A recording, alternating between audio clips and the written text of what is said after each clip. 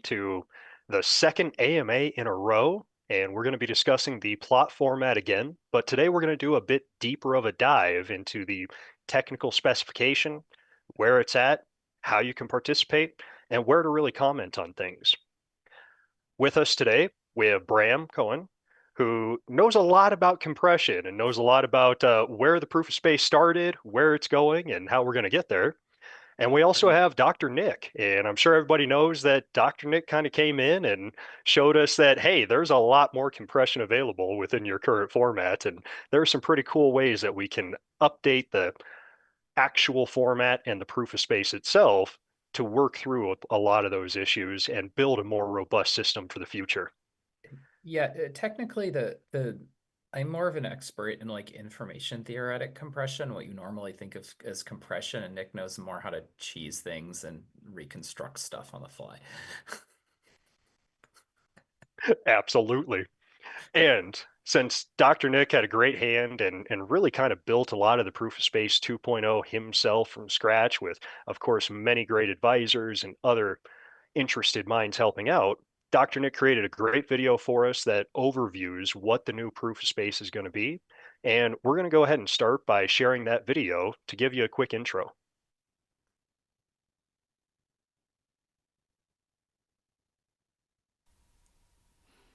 Hi, I'm Nicholas Halper, also known as Dr. Nick at Chia, and I'm going to give you a brief tour of the new proof of space design proposed in the latest chip. I'll focus on the main architectural and security design choices, walking through how Plot is built, how it responds to challenges, and how it defends against key attacks. If you're unfamiliar with why a new proof of space is needed, I recommend reading the motivation section of the chip first. Here's an overview of the components. Don't worry about the small details yet, we'll build up to it in about this rough order. Let's start with the proof construction and how this affects plotting. So plotting starts at the x values from 0 to 2 to the k, and T1 finds pairings using a new matching algorithm. This lets us tune plotting difficulties separately from verification costs, so validation remains fast, but we get security tunability. We enforce a difficulty wall between T2 and T3, which serves as a grinding barrier. This is critical for preventing rental attacks. Our initial target is to defend against 5 million H100s, which means plotting is intentionally slow. A 3060 GPU will max out at around about 40 terabytes per day. CPUs alone will be much slower, but potentially doable for small farms. Once we reach T3, we transform paired X values into proof fragments. Proof fragments are bit dropped and encrypted partial proofs. T1 started with all the seed values for each X value and created pairs. We take all the T1 X values that are part of the T3 parent and drop specific bits to reduce the data stored. We then encrypt these bits through a FISA cipher to form the proof fragment. So at this point, we have proof fragments in T3, and T1 and T2 are discarded since now they act as a cost-secured path to T3. We continue matching pairs to create tables T4 and T5. The T4 and T5 tables are compressed using Benesh networks, but since Benesh networks are really resource intensive, we use partition construction to make it viable even on hard drives and low-end systems. So here's a visual of the plot structure. The blue lines show left side matches and the orange lines show right side matches. Between T3 and T4, data is intentionally mixed for structural security. We also use bipartite pairing, which lets us optimize compression by saving a bit on the ordering of matches. During proving, we load a full Benesh partition into memory. This converts random hard drive seeks into large, fast sequential reads, which makes the format hard drive friendly without compromising on compression or performance. Currently, these are the expected plot sizes. Plots are smaller, down to 1.6 gigabytes for a K28, meaning a 20 terabyte drive might hold over 10,000 plots, so improved plot management tools will help. Now that we have a plot built, let's look at how we respond to challenges to prove we have the space. When a challenge comes in, we first apply the plot ID filter to select eligible plots. Next, we use the proof fragment scan filter to occasionally pass a proof fragment within a specific challenge-defined range. The scan incurs just one disk seek, and like the plot ID filter, it helps to minimize further disk accesses in the next step of the proving process. A passed proof fragment contains embedded bits that indicate which other partition it links to. Let's take a quick look at the data structures between these two partitions. All left and right pointers from T5 to T4 are contained within the same partition. Some right pointers cross over from T3 in one partition to T4 in the other. From the proof fragment, we trace upward to its parent in T5 and then down to sibling nodes in partition B. Between these two partitions, we always form a group of 3 linked proof fragments. This group is called a quality link. Between any 2 linked partitions, we collect all quality links. So partition A and partition B contribute their own sets of quality links, and many of them cross into each other. The full combined set of quality links becomes the building blocks for the next phase. We select the partition sizes large enough that reconstructing the X values in a quality link set requires more effort than building the plot from scratch. This creates what we call bit drop saturation, a state where attackers can't drop additional bits without paying a higher cost than just replotting. So this effectively pushes attacks back to grinding, which is something we can directly defend against using the plot difficulty barrier. From the quality link set, we begin building a quality chain, starting with the link formed from the first proof fragment that passed the scan filter. We then extend the chain by linking up to 16 quality links, each of which must pass an additional hash check with the challenge. Only after the full chain is formed do we check it against the block or pool partial difficulty. This defers the expensive proof reconstruction only until when it's needed, so that keeps energy use low and performance efficient for farmers. Attackers trying to drop even 1 bit per quality link face an exponential explosion in false positives. For instance, 1 bit drop compounded over 16 links yields over 3 billion hashes, already near the cost of a full plot grind. At 2 bits dropped, the number of required hashes jumps into the trillions, making this attack entirely impractical. To recap, T1, T2, and the plot difficulty defend against grinding. We store only partial data for proofs in proof fragments, which in turn enable bit drop saturation on a sufficiently large set of quality links. And a chaining filter in constructing the quality chain blocks attacker shortcuts to pass the block difficulty test. Now let's take a look at how an honest farmer turns a quality chain into a full proof. Each chain contains proof fragments of dropped bits, which must be recomputed into full X values for the network to verify them. So once one or more chains are built, they're hashed for the challenge and tested against a block or pool difficulty. If a chain passes, it's a winning proof. But each quality link includes only 3 of the 4 required fragments, so the proof still isn't quite complete. When a chain passes, the harvester fetches the missing 4th proof fragments from disk. These complete the input needed to reconstruct the full proof. The fragments are decrypted and expanded into bit drop X value ranges. The solver then runs a specialized reconstruction algorithm to recover the complete X values needed to finalize the proof. Since the candidate set is already narrowed, reconstruction has an exponential drop-off, and the solver only needs to check a small number of matches in T2. As a result, the original plot difficulty has little impact on solve time, and solver can quickly return the full X values for verification. The matching algorithm is also asymmetrical. As you can see in the chart, the first proof fragments are the most expensive to compute, but each additional proof fragment costs significantly less. Since a full proof contains 64 fragments, this is pretty crucial, keeping solving fast and efficient, especially for low-end hardware. We've published reference code so that you can test solver performance on your own system.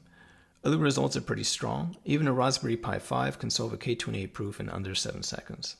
Since farmers have 20 to 30 seconds to submit a winning proof, CPU systems can still handle K32s, although staying under 5 seconds is recommended for more reliable performance. That about wraps up the tour. The new proof of space uses tunable plot difficulty, compressed proof fragments, and chain-based validation to defend against grinding and compression attacks. Farmers only solve proofs when necessary, keeping energy use low, and can even run on budget hardware. If you're curious to learn more, you'll find more detail in the chip and the reference code. I hope you'll take a closer look, and I look forward to your feedback and discussion.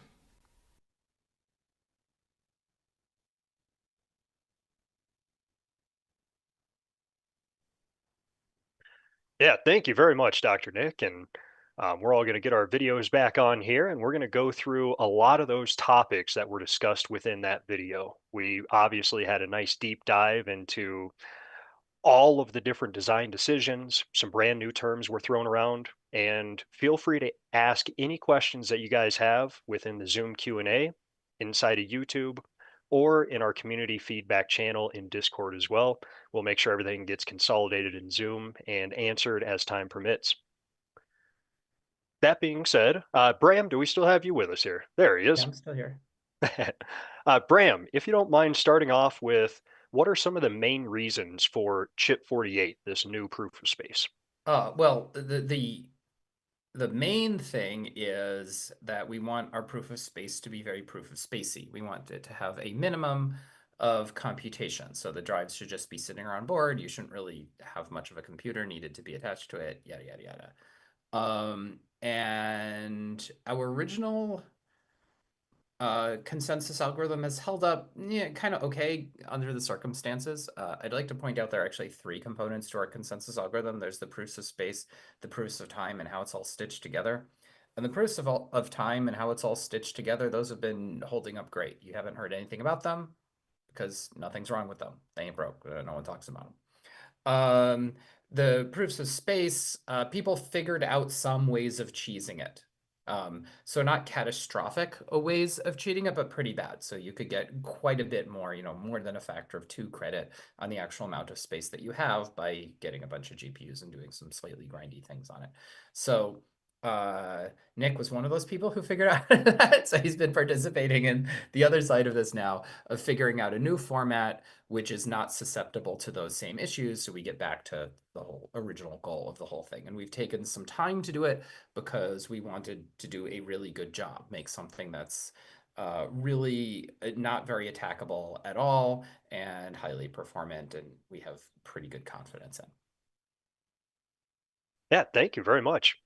And Dr. Nick, since you're one of the ones who has cheesed the proof of space, if you don't mind going into a little bit more detail about as the abstract of the chip says, weaknesses in energy efficiency, rental attack resistance, and plot format stability. Could you elaborate on how these manifest in the current proof of space and why they're critical to address with this new proof of space? Oh, you're on mute there. So the cheesing component is basically the energy efficiency component. So you're trading off space with extra GPU power, and sometimes you can get on the whole slightly less overall power. But I think in the future you're going to see SSDs come out, and then efficiency of idle space being much lower, and then you don't really want the network to be spent like grinding on trading this energy for space.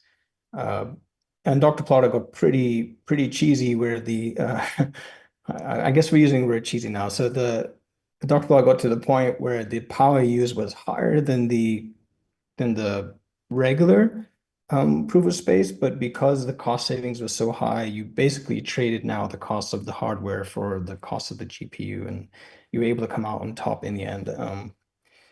And rental attack resistance is one of those things that's directly tied to GPU plotting speed. So it's not cheap to grind a plot, so it's not a sustainable way to collect rewards, but it is a way that you can collect thousands and thousands of GPUs and then try to take over the net space, and then find some other ways for financial gain, which are not great for the rest of the network. And so the older plot format, um, I think it was originally designed where it was big enough that you didn't think that you could solve it in under the 30-second time or so on. But as it turns out, with a cluster of GPUs, you can get around about 1 second time on those like today. And it's still prohibitively large number of GPUs. It's very difficult to collect hundreds of thousand clusters of H100s. So it's not a real risk today, but in the future, eventually it will be. And so the new format, as you saw in the video, we kind of aim for 5 million GPUs, which we think is prohibitive today and probably for the next 5 to 10 years. And that's something that we can always tune higher as time progresses. And then the plot format stability, that was a sort of a new term, but it's what happens when you trade this energy for this space, and you have to optimize the GPU energy against the storage energy. So when the plot filter changes or the price of Chia changes, you have to then assess, am I still as profitable as if I were to take a less cheesy or less grindy option? And then you have to constantly decide, okay, is it worth replotting? Do I get on, long term more profit by trading this energy off now? And then there's almost no plot stability because now you're saying, okay, I'm going to go for 50% compression today. The price has gone up. Let me go down to 30% compression. Oh no, the price is really low. Now I need to like wind the compression all the way back down and so on and so forth. So the difference with the new format is that if there is no compression, it's just an assessment of here on my hard drive space, that's how much they're taking. And, is that profitable for me to run right now? And that's the only equation you have to think of. So those are basically those three factors and the difference today. Yeah, thank you. Thank you. And as you identified, kind of one of the big ones is looking to the future when more of those GPUs and those clusters become profitable and those attacks become viable. And it's great that we're taking the time to get ahead of that. And with the plot difficulty setup, it sounds like we're going to be able to protect ourselves for a longer duration as well. Now, the core of the proof of space is obviously plots, and everybody who has plotted gets the choice of what K size do they want to add in here. Bram, do you mind giving a high level overview of kind of what K sizes are in general and why we don't really see a K34 with the new format?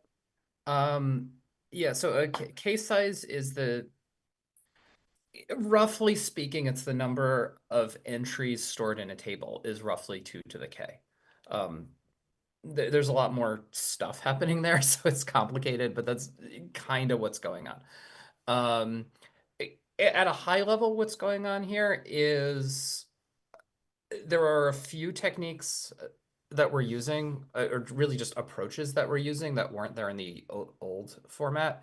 So one of them is there's actually a blessed optimized form of grinding that can be done. So it's just assumed that this not very expensive, actually not using very much computation form of grinding is done all the time.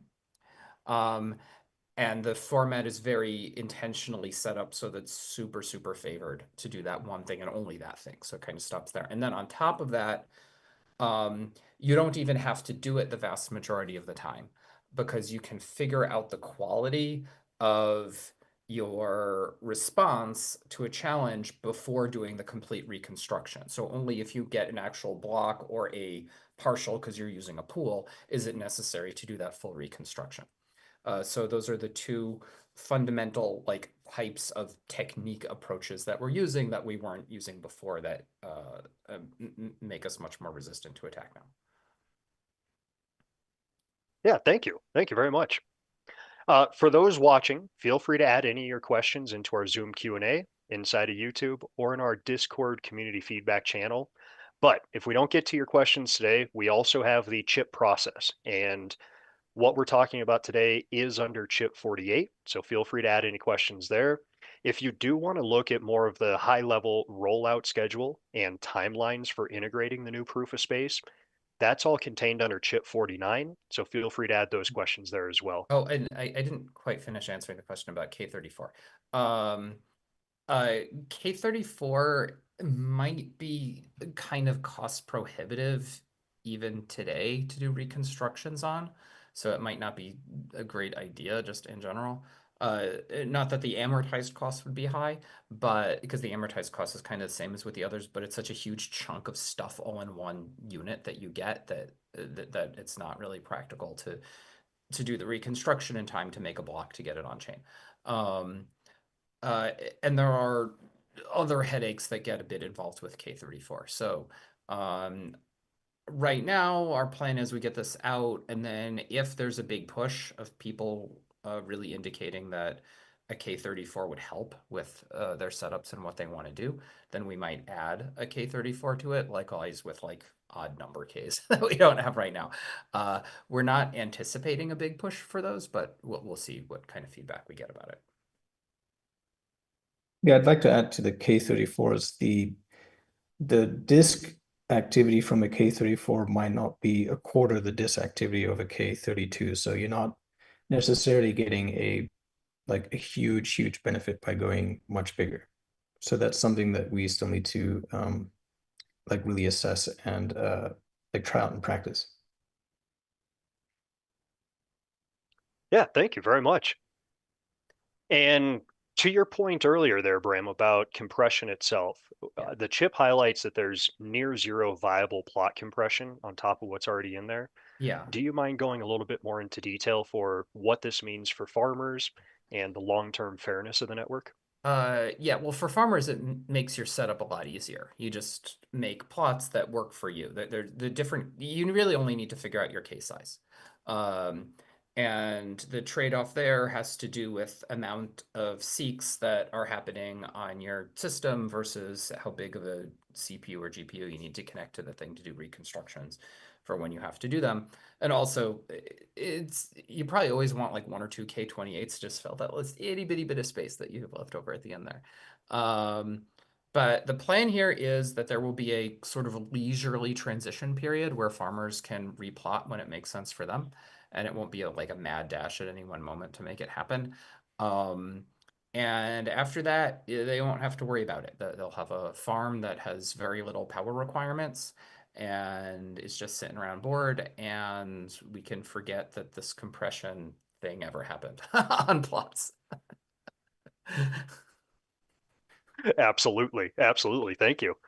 And tying that back to your previous point, Dr. Nick, about the stability index and plot stability in general, why is a higher PSI important for farmers, and how will this proposal simplify it? You already mentioned, less choices about do I keep this type of plot versus that type of plot, but if you don't mind addressing that for us.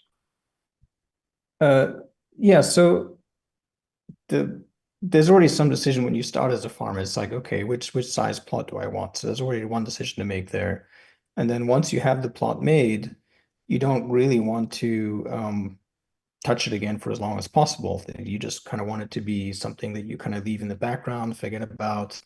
Um, and that's and maybe more boring than it currently is, but it's kind of the original, intent was to kind of plot and forget. Um, the it also makes it a bit more fair because you have one variable. It's I have a plot and the amount of space that I put it into, and then you can just kind of optimize your system for that.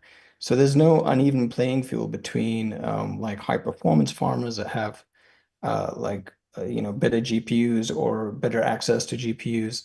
There is still some competitive advantage to scaling up just from using disk drives, but that's kind of like a simpler factor than adding another GPU level and combinations of stuff. And so I think it makes it simpler for everyone on the whole, and then everyone kind of feels like they get like their fair chance compared to everyone else. I think it's probably the most important like reason to have like one format fit for everyone.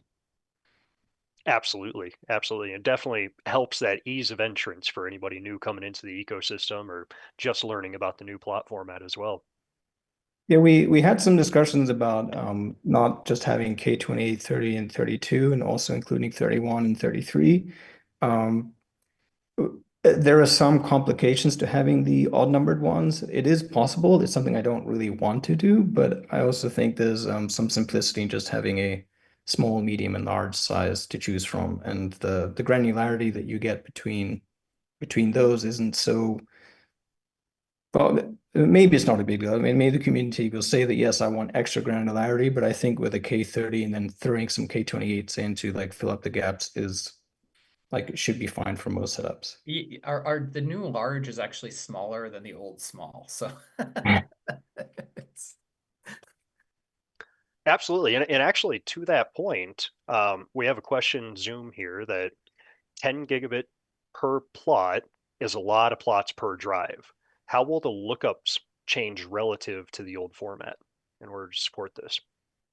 So the harvester activity once it's running is going to be tuned so that let's say on a 20 terabyte drive with K28 plots, it's going to be about 12,000 plots on there, which is a lot.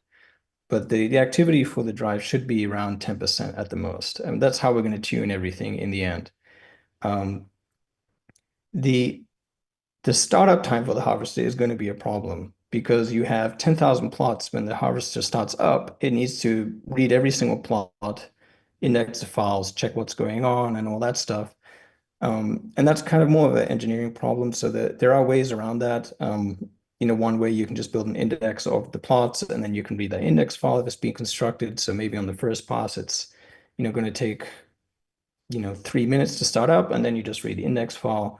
It makes it more complicated because if you add plots on the fly, then you have to deal with the index management. But these are all plot management tools, and they can just be built over time, or they're going to make life easier to have those plot management tools, and they will probably be necessary for having hundreds of thousands of plots. But there are ways around it and ways to deal with it. Thank you very much. Now, I know throughout the process of creating this new proof of space and working with these plots, you took some considerable time considering the various different hardware setups that users and farmers might have. And this is everything from different types of GPUs to low-end hardware like the Raspberry Pi 5. Do you mind going into some of the considerations, such as what types of GPUs you've looked at that might be compatible, and also what does it look like for low-end devices like the Raspberry Pi? Um, Originally, when we were designing it, I thought that we would actually go higher end and leave the Pi behind. It was only since the advent of the quality chain invention that the Pi became something that was possible. And there's a lot of pressure at one point, even internally at Chia, that people wanted this Pi to be running. And then that really made me go into the solver to see what was possible, and then the quality chain just kind of put it all together. So the GPUs are actually not that relevant anymore because a 3060 is a pretty budget CPU, and it's going to be under $400, I think. And as long as you have a 3060, you can solve for the K32 in you know in like a second or so. So it's really not an issue. So the GPUs are mainly going to be used for plotting, and you only need one good one to basically plot quite a lot. We're aiming for 40 terabytes per day on the 3060, which should be enough for most farmers, because even if you have a petabyte farm, that's going to be, well, it'll be a while, but if you have a petabyte today, you probably already have a few GPUs on standby or doing the cheesing, as we're calling it now. So yeah, the focus became less about the high-end GPUs and more about just the accessible GPUs for everyone. I don't think there's going to be that much plotting time difference, or not so much effect on like whether or not I have the best GPU or not, because it's only going to be used that one time for, to kind of convert your farm or to start plotting if you're a new farmer. Absolutely. Yeah, thank you very much. And definitely sounds like a tough trade-off to keep balancing throughout the development process and reiterate and test. And I know one other aspect that is really a crucial defense is the bit drop saturation. Do you mind going into a little bit more detail about that for us? Yeah, so the bit drop saturation is actually a pretty recent development that came out of this partition structure when I was doing the security analysis. And uh, there was just a way to kind of force the number of things that needed to go into a quality chain, um, so that those number of elements and the proof fragments in it, which have these bit drop values, that the sum of all those bit drop values would be greater than the sum of all the missing components that you could actually just grind a whole proof from. So um, for example, in one of these partitions, we're going to find about 6,500 of these proof fragments, and each of those has 14 bits dropped on one value. So you have 2 to the 14 times 6,000, and then that turns out to be greater than 2 to the 28. And so to reconstruct that by trying to drop a bit, you might as well just grind again from the beginning, and then you run against that plot difficulty barrier that we can then tune. And it's it's much simpler to defend against, because when you can bit drop just a little bit, there's some calculation there between energy and the space saved. You can bit drop a little bit more, then there's like a little extra calculation. But if you force someone into grinding, then now you're not bit dropping one bit, you're bit dropping like 30% of the plot. And then that barrier to reach that as a viable alternative is much, much, much higher and much easier for us to see and calculate and then just tune up so that it becomes completely impractical. Yeah, thank you very much. Now, we've gotten into a little bit of the nitty-gritty here, and I want to take a step back and look at the actual implication to farmers for a new proof of space. So, Bram, if you don't mind addressing the concept that this new proof of space is not backward compatible and it does require a hard fork, Yeah. what does that mean for farmers and the network as a whole? It means that, well, for farmers, it means they need to upgrade and replot. And for the network as a whole, it means they need to upgrade. The definition of hard fork is that old unupgraded software is not going to recognize the new stuff as valid. Um, and that is unfortunately necessary for changing out something as fundamental as the consensus algorithm. Uh, we try to not do hard forks for the most part. Here it is an absolute requirement to make it happen. And we're putting in some hooks here to make it so that we can, if we need to do format upgrades in the future, that we can probably get away with them being soft forks by making it so that within the same general format of proofs of space, like the old format proofs of space are pretty busted right now, and we're really doing some very algorithmically different things for the new one, but we think we have a handle on that. So to the extent that there's any security increases necessitated within this new framework that we have, we will be able to make that happen with only soft forks going into the future. That's some of the hooks we're putting in there. Yeah, thank you very much. And we have a question that's somewhat connected to that. It's the deprecation of old plots, but a question about a different potential way to do it. Is there a way to use Time Lords to prove that a plot was created in the past, then only older plots than a certain sliding window are valid? No. No. Well, we could make it so that, well, a lot of the problem is we want to deprecate everything that's been made so far. So you could make it so that you have some kind of registration system where you would have to say, okay, here are my plots, and put in some kind of transaction in the network saying these are my plots and they were created before this time. And then you'd have to reference that when you use them. That would be a big, complicated mess. But right now we have a lot of compressed plots out that we want to deprecate, and we don't know what fraction of the net space that is, but it's a lot. And there's no way to differentiate between compressed and already compressed and already not compressed. Yeah, thank you very much.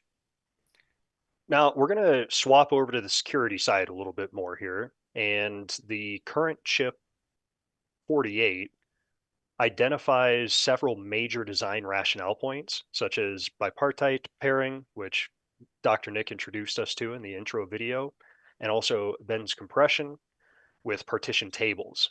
Dr. Nick, do you mind taking the first part of that and walk us through these technical elements and how they contribute to the security?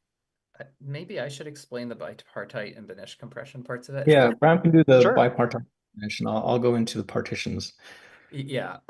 So there's this thing called Benish compression, which um, solves something that had really bothered me with our old plot format, not having to do exactly with the proof format, but the actual format of plots on disk that we originally put out. Is there's some compression, as in information theoretic compression, not reconstruction grinding stuff, um, that was missing. And so I wanted to put that in because you want it to be that you don't want there to be theoretical things that maybe someone could figure out how to do it, and that would compress it more. So it turns out this can be done using Benish networks. And so if you make the structure bipartite, that works much, much better with Benish networks and gets really good. This last little bit of compression that can theoretically happen is just completely used up right there. So that's really good to have that happen. Benish networks have this other benefit that you can look up in either direction. So one of the high level things that we've done with the new format is the old format did a lookup. A proof is basically a tree. And the old format looked at the trunk of the tree, the the base of the tree to figure out if it's good. And the new one, simplifying just a little bit, doesn't look at the trunk, it looks at the leaves. And because we're using Benesch compression, it can start from any one of the leaves. And that is good for security. But it both makes it so that you aren't wasting space by remembering some extra stuff having to do with the identity of the root. You're just keeping the leaves, which you need anyway. And it makes it so that if someone's trying to grind on stuff and just store a few things, they kind of don't know what leaves are going to be used, so they kind of have to keep everything. So yeah, Benesch compression is just really good all around because it gets better information theoretic compression and because it enables us to dynamically assign leaves that are used for lookups. The validation doesn't actually say it's using Benesch compression. That's a details of the plot format thing, but it's basically not practical to, to make new plots work without Benesch compression, really. Yeah, thank you very much. And then, Dr. Nick, I'll turn the other side of that question over to you for the partition tables. Yeah, so this is where Bram comes in as the information theorist, and then where I come in as the engineer, where I say, this is really, really, really hard to implement and do in any reasonable amount of time because Benesch compression is this network where it has to look up one side, then randomly look up another side, then randomly look up the other side, and you have to look up one bit on each of these lookups, so you're not even getting a full, like, you're not even reading in full bytes. And so the calculation on how long would it take to build this massive Benesch network would be, it's going to take hours and hours to build a plot. So we have to go GPU. And then we need lots and lots of RAM for the GPUs, and it's only possible for really big GPUs. And so it was a big headache because on the one hand, you can't neglect the Benesch compression because someone is going to use the Benesch compression with their big systems, and then someone is going to miss out on the extra percentages that the Benesch compression saves. And so there was a time where we were going to split the plots into two kinds. We're going to have the SSD plots that could support the Benesch compression to read all these random lookups, and then the hard drive format. But now you've fragmented the ecosystem basically between almost the haves and the have-nots, and the people that can build the Benesch compression, and the people that don't have the big systems to build it.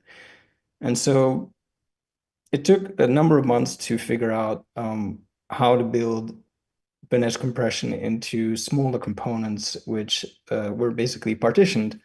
And the partitioning created a lot of security problems because when you split a large table that normally crosses over all this data into smaller chunks, it also makes it easier for an attacker to find ways to kind of go into those smaller tables.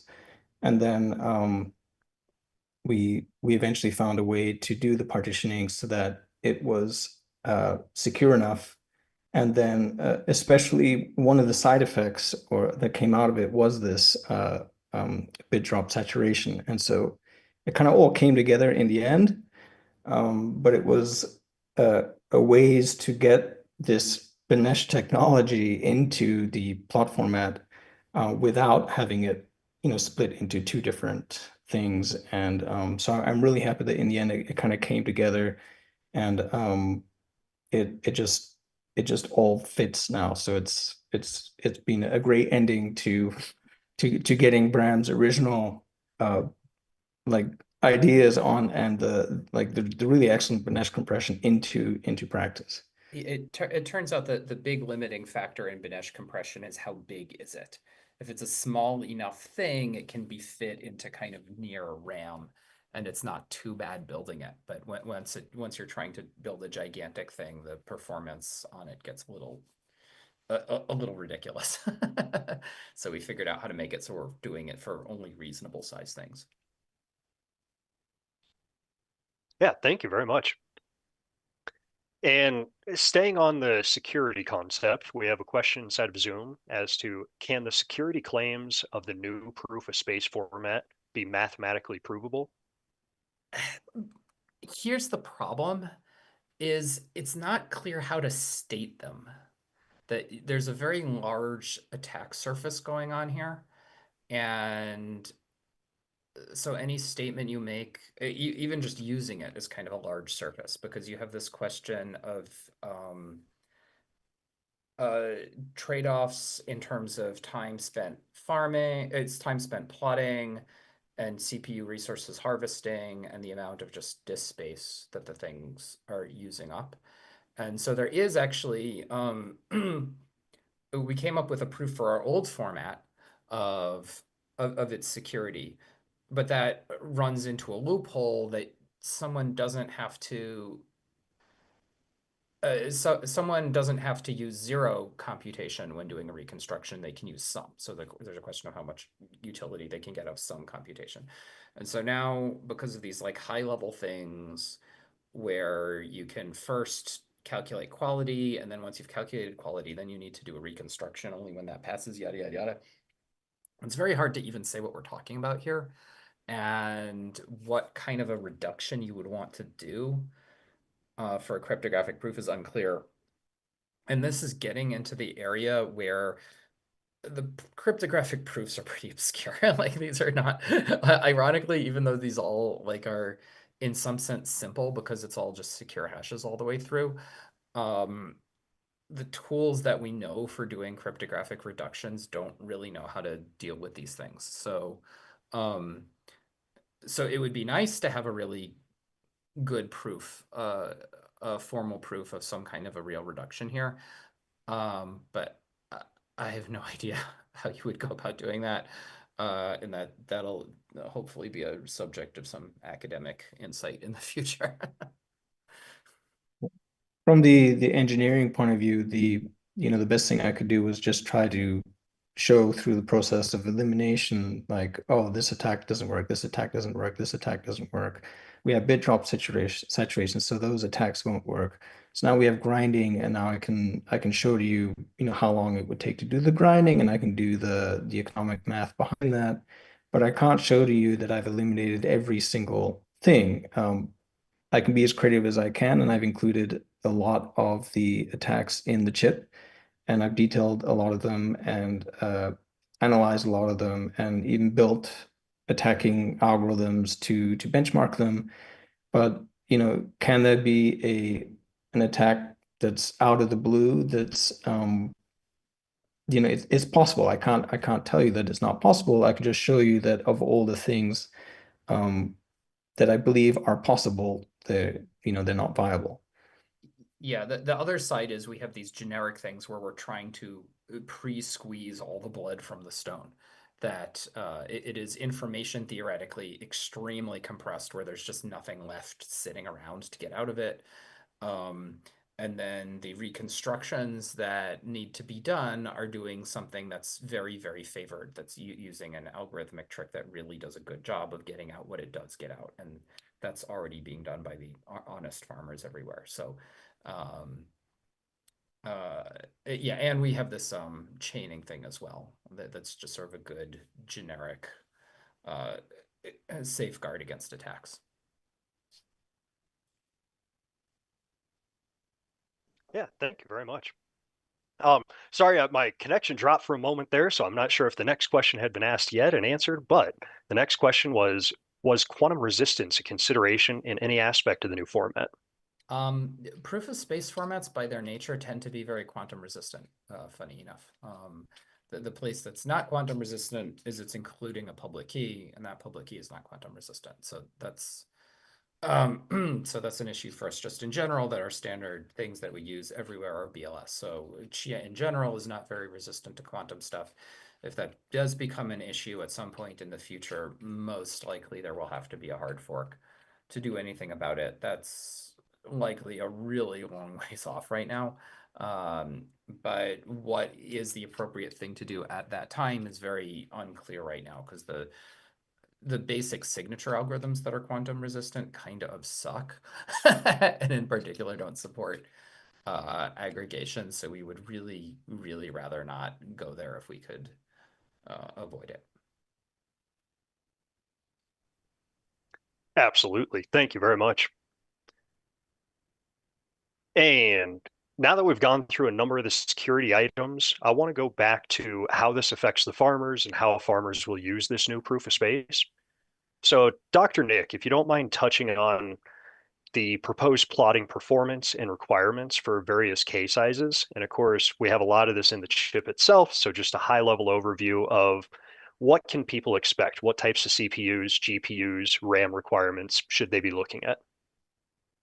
So currently we're tentatively setting the plot ID filter at 32, and the uh, that is the main indicator of how fast we're allowed to plot. Because if we don't plot slow enough for resistance against rental attacks, we have to keep slowing it down until it is resistant enough. So uh, thankfully, we've got the plot ID filter down to 32 so that we can still plot as fast as we'd like. And so, like I said before, I'm targeting a 3060 to plot about 40 terabytes per day. So for a CPU system, that's going to be about 50 to 100 times slower, depending on your CPU system. And that's probably going to be like slightly under a terabyte per day on a CPU system. So it's not going to be suitable for any larger farms. Like maybe if we're just testing it out, it's going to take you like 6 minutes or 10 minutes to get a few plots in, or just to try it out. But then ideally you would have some sort of GPU sitting around or an integrated GPU on your system that we can then leverage a little bit to make that a little bit faster.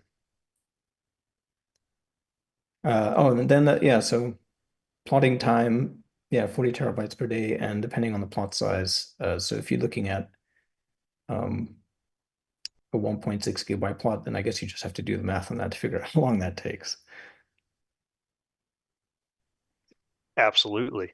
Yeah, thank you very much. There Oh, is looks like this Zoom wanted to reset my video. Yeah, there is this very dumb calculation, which is just how expensive is a pure grinding attack. So if you have some setup that's able to regenerate a plot from scratch in a very, very short period of time, um, is it viable to make something that's doing a lot of that and that's just doing that and make it so that's giving you more rewards than having equivalent space that had it pre-plotted and is just doing lookups is doing. And the plot filter favors that directly because with a plot filter of 32, you're automatically getting 32 times as much rewards from the thing that's just doing straight grinding. So in general, we want that number to be lower, but when it's lower, it causes extra load for everyone who's just honest farming. So trade-offs.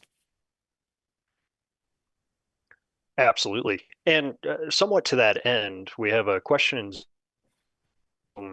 about plot time and grinding resistance seems to have diminishing returns on higher difficulty. Why do we need to go all the way up to 255, and why not just set it high to begin with? If we set the plot difficulty to 255, it would probably take like 3 years to do a plot. Um, the the 256 is actually 2 to the power of 256, so it'd be 65,000 times longer to plot that one table of the plot. So that's you're gonna be waiting a long time. So what we want to do is set it low enough so that plotting is practical, and then it makes more sense to tune that up over the coming years because by the time you plot again, you'll have a more efficient plotting system anyway. And the plan is so that the first plot difficulty is already going to last many years. So it's not like we're going to let you plot something that's going to expire in 3 months or something like that. It's already planned to. I mean, from my calculations, most of what we're going to release is going to be resistant for about 10 years, but you never know, and that's why we have these additional scheduling and filters just in case we want to, tune that harder and, our expectations didn't meet, what actually happens in the future and so on. Yeah, thank you very much. And I know you've answered this question inside of the Discord plot format channel as well, but is it going to be feasible to use USB connected drives? And also, how about using plots on a NAS? So USB drives are fine, but NAS is not. The bandwidth required when you pass the second filter, the proof fragment filter, is so the chance that you get to where you read the big chunk of data is about 1 in 1,000. And if you have 10,000 plots on disk, then you're going to kind of do that read a substantial amount, and that's just going to choke your network if you have a plot that's over the network that the harvester is reading. What you want to do is you want to put the harvester right next to, just the harvester needs to be physically attached to the plots. So if you have a NAS and you can run a harvester on your NAS, then that would be better. I don't know if Synology lets you do that, or if there needs to be software developed for that. But that would be the way to support that. It's not unfortunately it's not possible anymore. Yeah, understandable. Thank you. And to the end of the smaller plot sizes, people having these all sitting on a system that's local to a harvester, we have a question as to won't so many plots per drive choke an OS due to limits on concurrent open files? Uh, that goes back to a tooling problem. So you could write a tool to aggregate plots into a single file, and then that can be called upon. And then, instead of having the OS find the next segment of the plot to read into, you kind of aggregate that into the plot tool that says, oh, I have a collection of 10,000 plots, find me the nth plot and, the challenge part for that plot. So that's going to be tooling requirements if it's an issue for the OS. It's very weird when OSs have limitations like that. It's like they're inheriting like magic number limitations that made sense in the 90s. It's like Like it might be useful to have like a plot management tool that aggregates like 100 plots, and then you just read 100 plots at once, and then the harvester kind of deals with this aggregate number of plots. And so it should be feasible. It's not yeah, it's maybe not as easy and there's some complexity there, but I think it's just something that is an artifact of the smaller plots. Absolutely. Thank you. Thank you.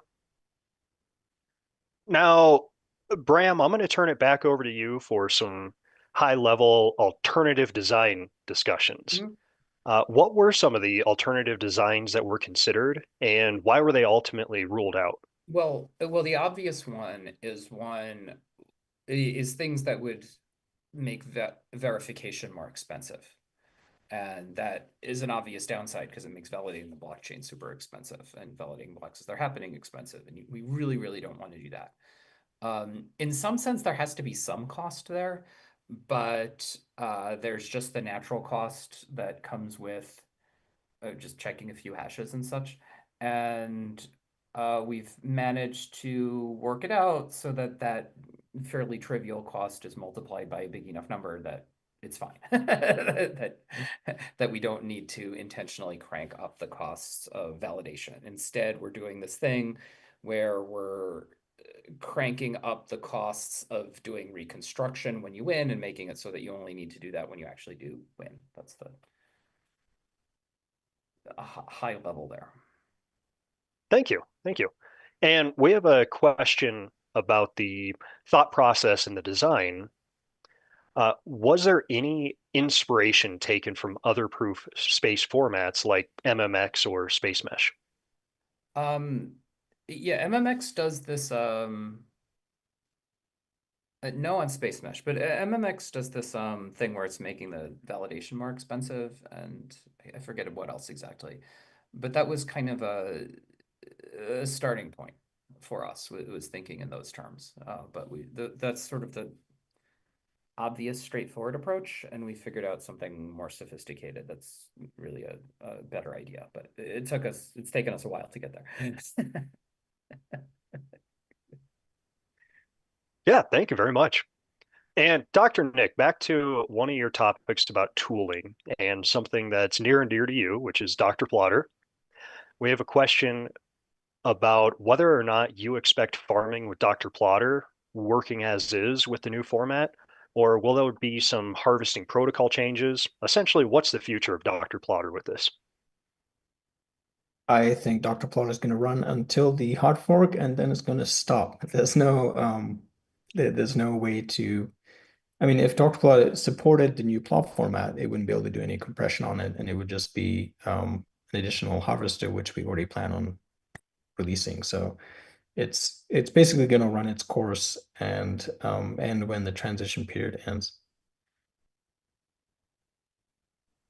Yeah, thank you very much. And to that end, about harvesters and having the ability to separate your farm out, will we have a remote compute capability, like having that GPU separate from the harvester itself? Or how does that higher end architecture look when you have a larger farm? Um, there's probably going to be a thing where you can have it running on the farmer. So we're going to have protocol extensions where the harvester is sending, well, we have to have extensions for the harvester to send in a proof to the farmer. And we'll probably make it so that the harvester can send in an unreconstructed proof to the farmer, and the farmer then needs to put in the work to pull it together. It might even make that be a separate service altogether that anything can go, that either the harvester or the farmer can go talk to. Yeah, this is something we're still Yeah, thank you very much. yeah, this is something that we're still kind of discussing about. And by having it as a separate service, you can always have a third party service be able to do it. And that's kind of like a bigger discussion at some point. But uh, yeah, the idea is that you only need one computer on your network to be able to do the hard work every now and then. So to be able to call that computer from all your harvesters is basically the idea. Yeah, if you have the measure of how many times you have to do it has to do with how many partials you're getting on pooling. So it's pretty invariant on the size of your farm. Like if you're configuring things right, which people don't always. But if you configure things right, then as your farm grows, the number of reconstructions you're doing per day is still the same at pretty much any size. So you're going to want like 100 or 1,000 or something partials per day just to get smoothed rewards, and that's the number of reconstructions you have to do.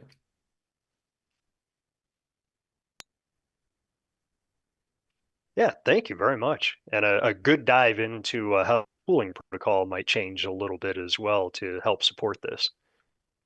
Now, we are getting close to time here, so we're going to go ahead and do a couple of wrap-ups. I know we did not get to all of the questions inside of our Zoom Q&A here or inside of YouTube. But for follow-up questions, feel free to jump inside of our Discord. We do have a plot format channel. Bram and Dr. Nick like to hang out there and answer questions. If you want something a little bit more concrete or another place to provide your questions, feel free to use GitHub inside of the chips repo. You'll find that this is chip 48. If you're more interested in the timeline itself, take a look at chip 49 and provide any comments on there. The team will get back with the feedback as soon as possible. Looking ahead, though, Dr. Nick, what are the next steps for chip 48? It's currently in draft. What needs to happen before it ends up in a final state? Yeah, so the chip currently has a reference code just to try out the solver. And there's still a bunch of other tooling that needs to happen to show that everything is working together. So for instance, right now I'm still coding up the prover portion of the plotting where we can take our plot and we get a challenge and then we simulate the results of the challenge and then just kind of piece it all together and then that'll eventually just become the reference code for everything working.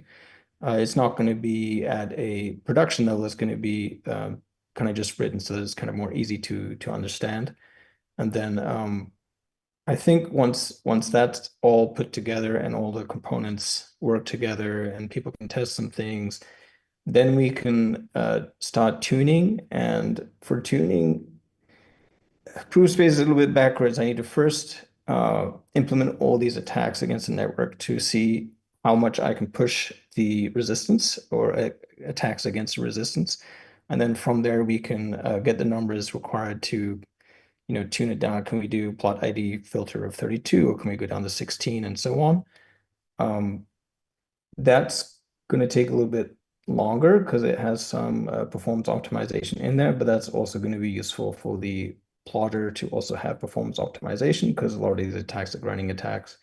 So long story short, there's a lot of optimizing implementations coming, and then just the reference implementations to show that it all works and fits together, and that we can show that yes, this is the proof of space and this is how it works and it's working. And then I think once those are in, then it goes from draft into the next review process. And then from there, I guess it's, on towards a hard fork.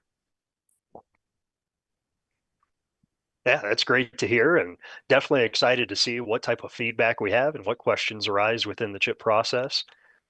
Now, one last question for you both, since we're just hitting the top of the hour. Dr. Nick, what are some key takeaways you want every farmer and community member to understand about this new proof of space? Uh, it's extremely resistant to bit dropping. It's extremely energy efficient. And I think it's about as good as it's going to get. I'm really happy with the results. There's no longer a niggly feeling like something is off. Like I feel like this is like I'm very happy with like the end product that we have here. And yeah, I think this is going to last for quite a long time. Thank you. And Bram, same question to you. What are some of the key takeaways that you would like for people? Um, well, there's all this beautiful stuff under the hood that that I don't think too many people are going to be interested in poking into. Usually with things like this, what happens is you only get feedback if people find something. So my guess is some number of people are going to look into it and get some level of understanding, and they unfortunately won't give much feedback because they'll conclude it's fine. But I'm very proud of all this Benesh stuff that we figured out under there and getting that working, and it's a really great construction that we have. Um, there may be other applications doing Benesh compression in this utterly crazy way that we're doing that are far afield of what we're doing here. But yeah, mostly I think we have a really great format, and because we've really taken the time to do it right, we have something really good here. Yeah, I completely agree, and I know I'm looking forward to creating some plots myself once we're at that stage and ready to test things out. So thank you, Bram. Thank you, Dr. Nick. Did you have any last thoughts or comments that you wanted to leave? All right. And thank you to all the participants who jumped in, asked some really great questions, and kept the entire event exciting and engaging for everybody. If you do have follow-up questions, or if we missed your question today, do jump into GitHub, take a look at the chips, chip 48 for the actual specification, chip 49 for the timeline and integration process. Feel free to add your comments or questions there, or also jump into our Discord where we have a plot format discussion channel, and Bram and Nick are active and involved. But thank you all for your time today.